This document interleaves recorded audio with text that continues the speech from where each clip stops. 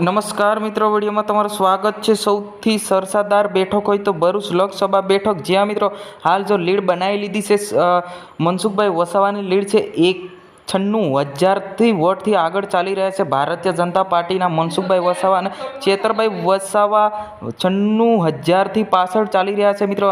આમ માની લઈએ કે આ જીત પાકી થઈ ગઈ છે મનસુખભાઈ વસાવાની, એમ માની લઈએ તો કે 96,000થી આગળ ચાલી રહ્યા છે અને ઘણા બધા તબક્કા હાલ બાકી છે, એની ગણતરી હાલ ચાલુ જ છે મિત્રો હાલ જોવા જઈએ તો છોટાઉદેપુર લોકસભા પર ઘણી બધી લીડ બનાવી લીધી છે, એવું બી તમે કહી શકો કે જીત પાકી થઈ ગઈ છે।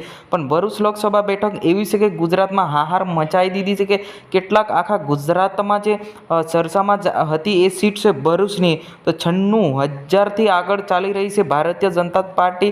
મનસુખભાઈ વસાવા 96,000 વોટથી આગળ ચાલી રહ્યા છે મિત્રો આને લઈને તમારે શું કહેવું છે કોમેન્ટ બોક્સમાં અવશ્ય જણાવજો કે આ વખતે કોની સરકાર બની શકે છે ભરૂચની અંદર, કેમ કે હજુ જોવા જઈએ તો ઘણા બધા તબક્કાઓ બાકી છે। આ તબક્કા બધા પૂરા થઈએ તો છેલ્લે રિઝલ્ટ આવશે એ માન્ય ગણાશે, પરંતુ હાલ લીડ માનવામાં આવે તો 96,000 લીડ ચાલી રહી છે। ચેતરભાઈ વસાવા હવે જીતવું ખૂબ જ મુશ્કેલ વધી ગયું છે, જ્યાં મિત્રો ઘણા લોકો એવું કહી રહ્યા હતા કે ચેતરભાઈ વસાવા 50,000 લીડથી જીતી રહ્યા હતા, પરંતુ એવું નથી મિત્રો। આ જે મત ગણતરી થઈ છે ત્યારે 96,000 વોટથી આગળ ચાલી રહ્યા છે ભારતીય જનતા પાર્ટીના મનસુખભાઈ વસાવા, કેમ કે આ વખતે ચેતરભાઈ વસાવાનું જીતવું ખૂબ જ મુશ્કેલ ચડી ગયું છે।